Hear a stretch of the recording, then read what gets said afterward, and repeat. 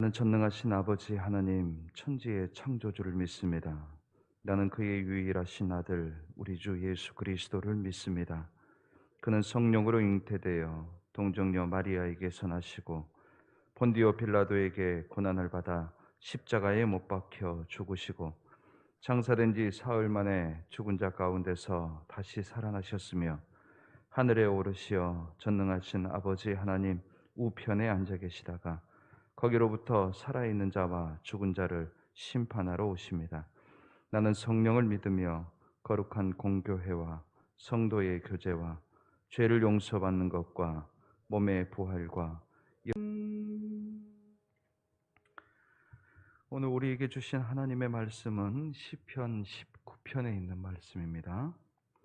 시편 19편 1절로부터 4절까지 그리고 10절로부터 14절까지 이렇게 봉독하겠습니다. 함께 봉독합니다. 하늘이 하나님의 영광을 선포하고 궁창이 그의 손으로 하신 일을 나타내는도다. 날은 날에게 말하고 밤은 밤에게 지식을 전하니 언어도 없고 말씀도 없으며 들리는 소리도 없으나 그의 소리가 온 땅에 통하고 그의 말씀이 세상 끝까지 이르도다. 하나님이 해를 위하여 하늘에 장막을 베푸셨도다.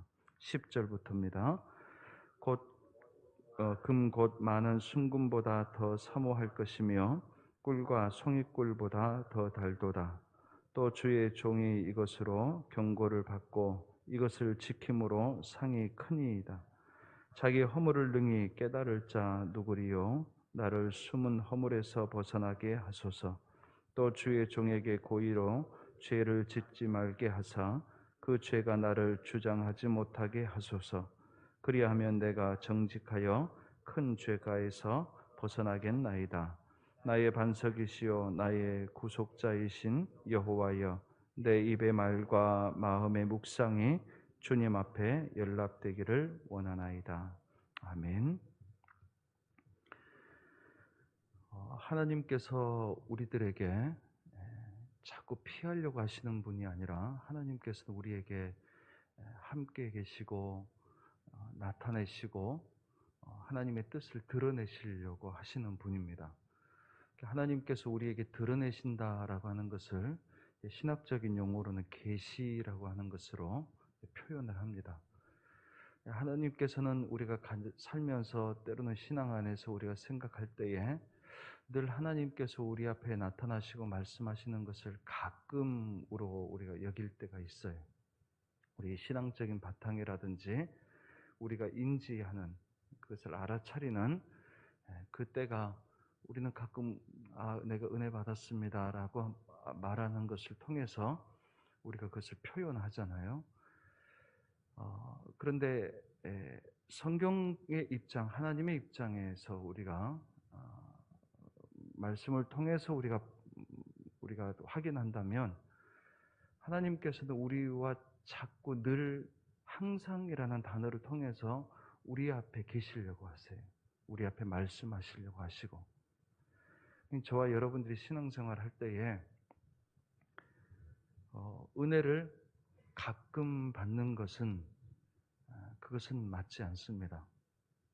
하나님을 가끔 만나는 것은 그거는 맞지 않습니다. 거기에 머무르거나 거기에 만족해서는 안 돼요. 왜 그러냐면 하나님께서는 하나님의 사람들에게 항상 약속해 주시는 것은 뭐냐면 항상 내가 너와 함께 하리라 그렇게 말씀하시거든요.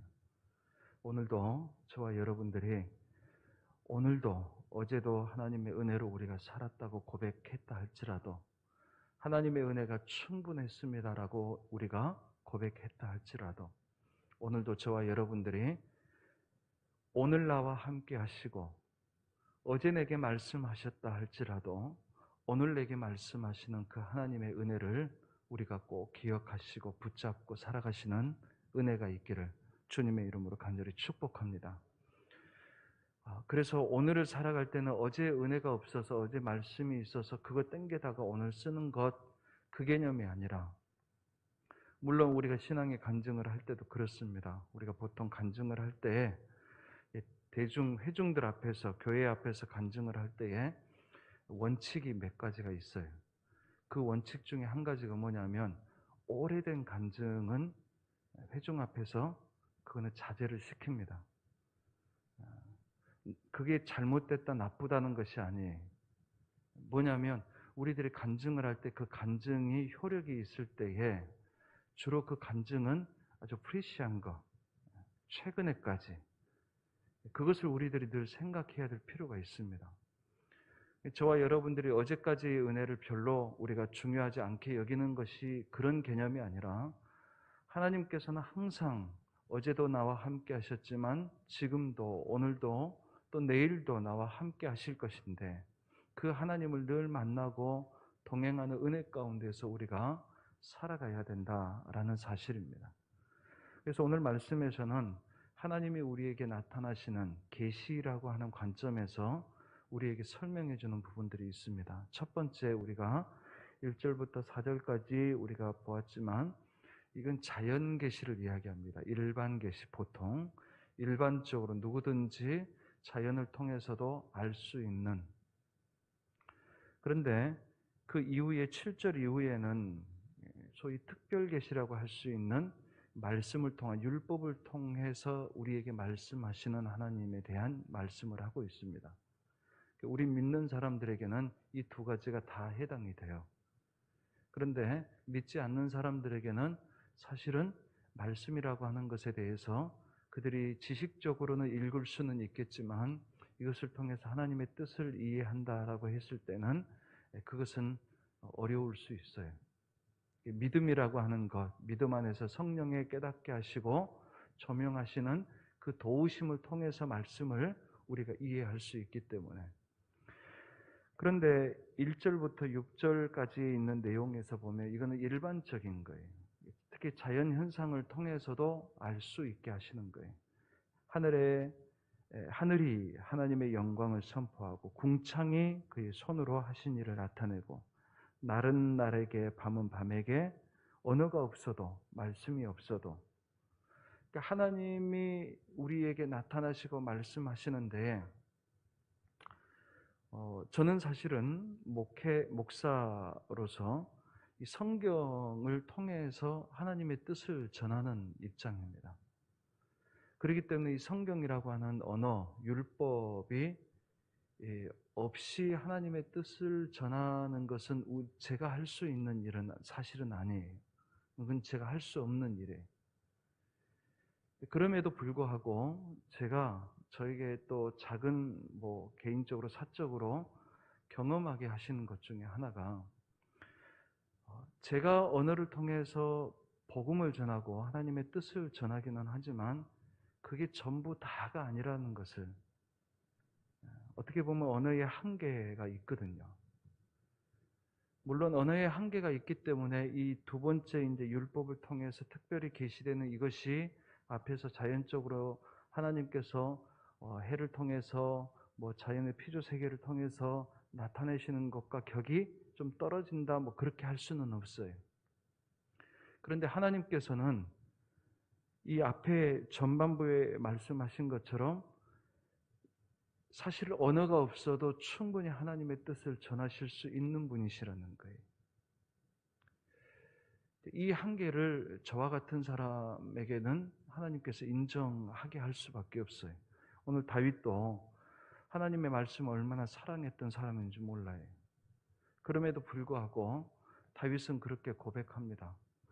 하늘도 궁창도 낮도 밤도 언어가 없어도 하나님의 뜻이 이 땅에 나타내고 하나님의 영광에 나타나실 수 있습니다 라고 고백을 해요. 그건 어떤 기술적인 방법을 이야기하는 것보다는 좀 더 큰 의미가 있습니다. 그건 뭐냐면, 하나님의 뜻을 이 땅에 나타내시려고 하실 때에 그 하나님의 뜻은 세상에 어떤 것도 막을 수 없다라는 거예요. 심지어는 제가 말하지 않는다 해가지고 전해지지 않고 여러분들이 안 들으려고 한다 해서 하나님의 뜻이 없어지는 것은 아니라는 거예요. 제가 말하지 않으려고 해도 하나님께서는 또 다른 무엇인가를 통해서 말씀하실 수 있는 거예요. 하나님의 계시가 와가지고 저 같은 사람에게 제가 하나님의 뜻을 억지로 안 전하는 거예요. 그러면 하나님께서는 그럼 하나님의 뜻을 못 나타내시느냐? 안 그래요. 제가 억지로 참으면 성경에서의 그런 사례가 있었어요.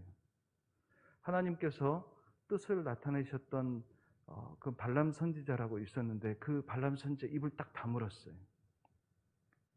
그랬더니 갑자기 자기 앞에 자기가 길을 가고 있는 자기 앞에 짐승이 나기가 말을 해버려요.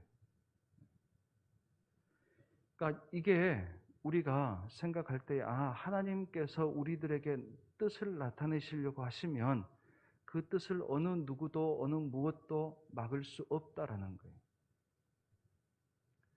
이거는 하나님이 하나님의 뜻을 나타내시는 데 있어서 하나님의 주권을 의미합니다. 그러니 제가 전하는 것보다 훨씬 더 차원이 높은 차원에서 우리가 생각하는 거예요. 우리가 이것을 인정하고 우리가 살아가는 거예요. 왜? 그만큼 하나님의 능력, 하나님께서 하시고자 하시는 그 의지, 그것을 사실은 저와 여러분들이 막을 수가 없습니다. 물론 우리가 교회가 그리스도인들이 하나님의 뜻을 나타내고 도를 전하고 생명을 나누고 그렇게 살아야 돼요. 네, 엄격히 이야기하면 우리가 하지 않는 데에서 하나님이 실패하고 하나님의 뜻이 이루어지지 않는다, 그렇지 않습니다. 하나님은 그럼에도 불구하고 하시는 분이세요. 그러니 이렇게 해도 하시고 저렇게 해도 하시고, 그럼 우리 입장에서는 그럼 이왕이면 하나님 편에서 하나님과 함께 하는 것이 우리에게 나은 일이잖아요. 그래서 하는 거예요. 예를 들면 제가 여기서 하나님께서 세우셔서 목회를 하게 하시고 말씀을 전하게 하세요. 저를 통해서 하나님께서 은혜를 나누게 하시지만 제가 없다고 해서 그 일이 일어나지는 않습니다. 하나님께서는 제가 없어도 하나님께서 여러분들에게 주시고자 하시는 일은 또 다른 누구를 통해서든지 하나님께서 하시겠다 하시면 하시는 거예요.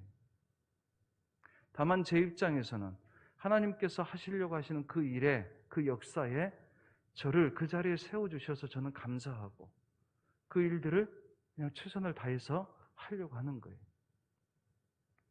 이 위치를 저와 여러분들이 잘 이해하시는 게 좋을 것 같아요.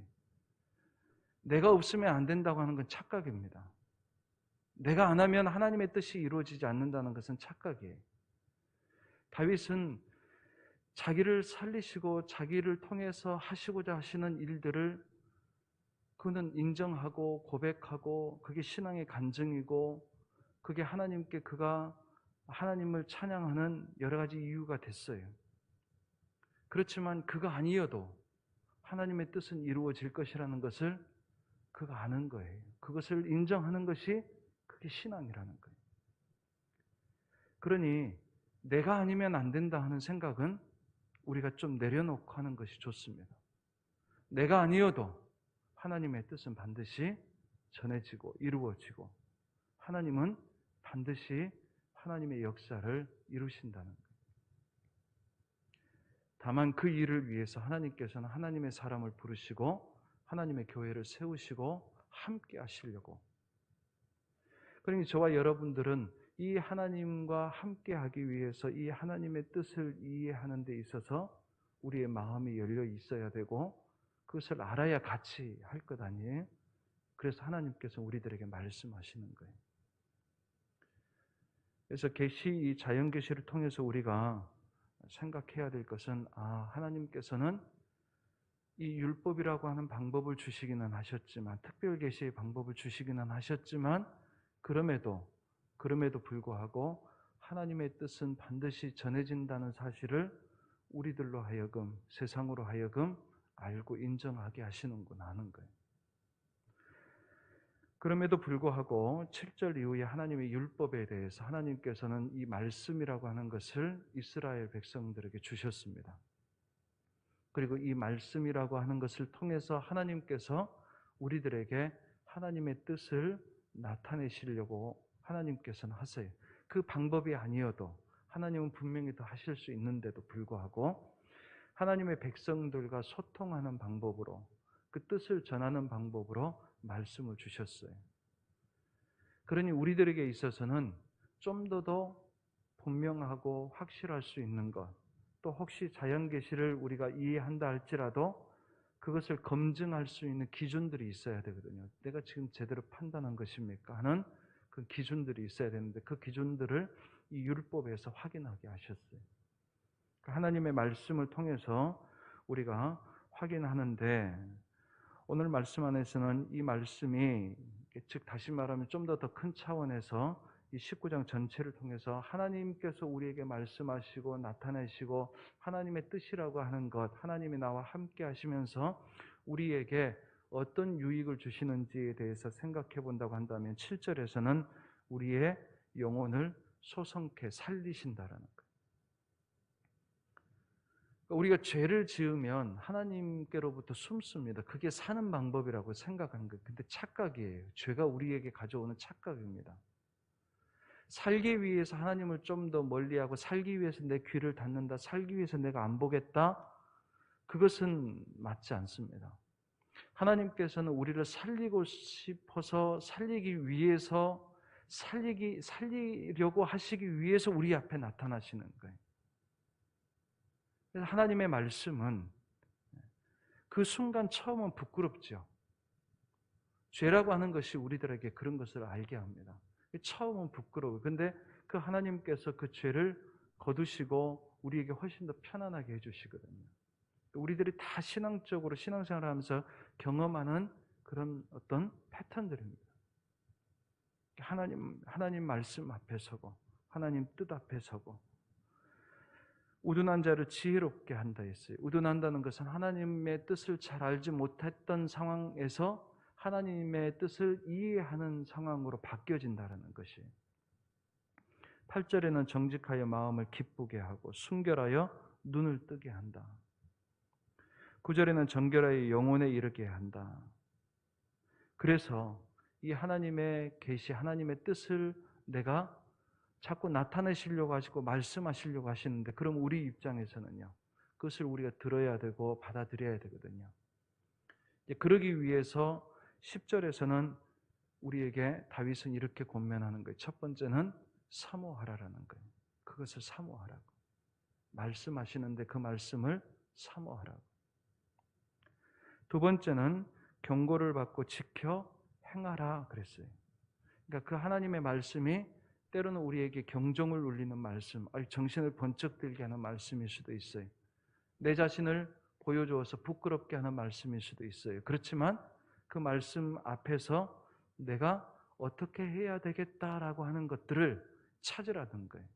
지켜 행하라 라고 하는 것은 그 말씀에 반응해야 된다는 거예요. 저와 여러분들이 우리가 신앙생활을 조금 더 욕심을 내면 하나님 말씀에 아멘 할 수 있는 그 말씀 다음 그 순간에 뭘 찾냐면, 아멘 했다는 것은 내 마음에 와 닿았다는 거예요. 그 말씀이 우리가 흔히 보통 은혜 되었다라고 우리는 표현합니다. 어떻게 해서든 좋아요. 근데 그 말씀이 오면 거기에 대해서 우리가 한 번 더 생각해야 돼요. 앞으로 우리가 좀 더 그 훈련을 좀 하고자 하는데, 이 말씀이 내게 딱 왔을 때 그 다음에 내가 이 말씀대로 내가 어떻게 해야 되지? 어떻게 반응해야 되지? 하는 고민을 조금 더 하셔야 돼요. 안 그러면 아멘 하고 내 마음속에 감동은 됐는데 그 다음에 변화가 없어요. 그 다음에 주님의 그 뜻을 따라 가는 길이 없어요. 주님을 만나서 막 와가지고 모여가지고 주님 앞에서 주님의 말씀을 듣고 그 다음에 좋은 반응들 중에 하나가 뭐냐면, 저 주님 따라다니겠습니다 하는 반응이었어요. 그런 반응이 있는 사람들이 와서 묻습니다. 저 주님 따라가고 싶은데요, 어떻게 하면 돼요? 이렇게 묻거든요. 그 외의 사람들은 좋은 말씀이네 하고 듣고 다 그냥 가는 거예요. 그러니까 우리들이 신앙생활을 할 때에 하나님 말씀을 듣고 그 다음 반응이 뭐냐면, 저 어떻게 주님 따라다닐 수 있죠? 그게 제자거든요. 그러니까 그것을 고민하고 그것을 정하는 거예요. 거대하고 거창하고 다음 먼 미래가 아니라 지금 당장 내가 그 한 걸음을 따라갈 수 있는 그것을 위해서 우리가 고민하는 거예요. 하나님 오늘 제게 이 말씀 주셨는데 이 말씀이 저에게 무엇을 이야기하십니까? 무엇하라고 이야기하시는 거예요? 사모하라고 하시는데 당연히 우리가 그거 한두 번 듣습니까? 하나님께서 하나님의 말씀을 사모하라고 하니까 그렇게 할 수 있는 거예요. 하나님 제가 매일매일 하나님의 말씀을 한 장씩 읽겠습니다. 사모하는 방법이잖아요. 제가 우리에게 주신 말씀을 제가 늘 듣도록 하겠습니다. 사모하는 방법이에요. 그런데 그 사모하는 방법 다음으로 내가 지켜 행하는 무엇인가를 결정하고 그것을 그 길을 따라서 한 걸음 한 걸음 나아가는 과정이 필요하다는 겁니다. 12절에서는 자기의 허물을 깨달으라. 우리들이 신앙생활하면서 가장 큰 깨달음은요, 자기를 찾는 깨달음이에요. 하나님을 찾으니까 내가 보이기 시작하는 거예요. 하나님이 안 보이면 내가 잘 안 보여요. 그래서 우리는 착각하면서 살아갑니다. 그래서 하나님 앞에 우리가 서면 늘 내 모습을 자꾸 확인하게 돼요. 그러니 다른 것 자꾸 이야기할 필요 없어요. 그냥 내 모습을 자꾸 확인하는 거예요. 저러면 안 될 텐데 하면서도 그 순간 내 모습을 봐야 돼요. 나는 어떻게 하고 있는가? 당연히 제자들을 보면서 배신하는 모습을 보면서 저러면 안 되는데 그럼 나는요? 나는 어떻게 하고 있는데? 그걸 보는 거예요. 사람들을 통해서 세상을 보면서 저러면 안 되는데 라고 하는 것을 보고 말만 하면 그거는 정죄하는 거예요. 판단하는 거예요. 근데 그것을 내게 보는 거예요. 내 스스로에게. 하나님 나에게 지금 뭘 보게 하시는 건가? 혹시 저거 하나님 우리 모습은 아닙니까? 우리들이 저렇게 생각하고 있는 것은 아닙니까? 그렇게 해서 하나님의 말씀을 적극적으로 우리가 활용해서 우리가 하나님의 뜻을 이루어가면서 사는 것, 그렇게 해서 우리가 죄라고 하는 이 세상이 우리를 얽매고 우리를 붙잡고 있는 것에서부터 우리가 벗어나서 온전히 하나님 편에서 사는 것, 그것을 위해서 다윗은 그것을 위해서 왕이 된 것은 아니에요. 그런 하나님 앞에서의 한 사람으로서 저와 여러분들이 죄에서 온전히 벗어나고 하나님과 동행하는 그런 은혜의 삶을 살아가는 우리 모두가 다 될 수 있기를 주님의 이름으로 간절히 축복합니다. 기도하겠습니다.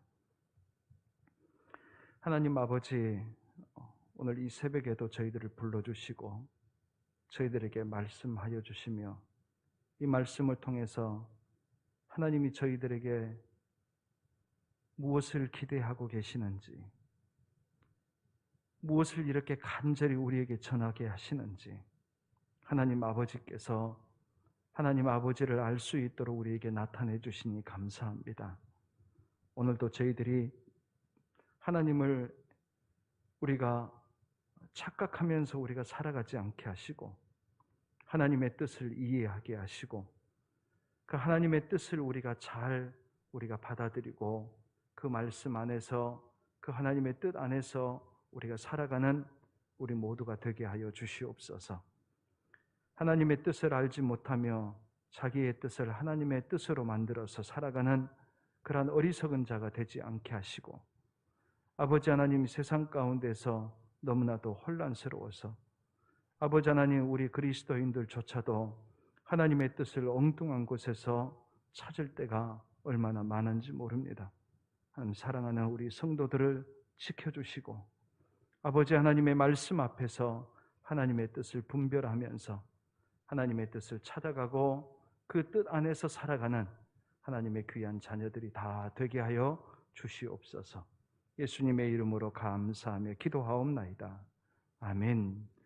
주 예수 그리스도의 은혜와 하나님 아버지의 사랑하심과 성령의 감화 감동하시고 교통하시는 은혜가 오늘도 다윗처럼 우리 앞에 나타나시는 하나님의 귀한 뜻들을 우리가 이해하고 그 뜻을 사모하며 그 뜻 안에서 우리가 주의 길을 지켜 행하며 그래서 죄로부터 벗어나 하나님의 영광과 그 생명 가운데에서 살 수 있기를 소망하여 이 자리 머리 숙인 하나님의 귀한 자녀들 위에 주님께서 핏값으로 세우신 우리 장성제일교회 위에 이제로부터 영원토록 함께 하옵시기를 간절히 축원하옵나이다.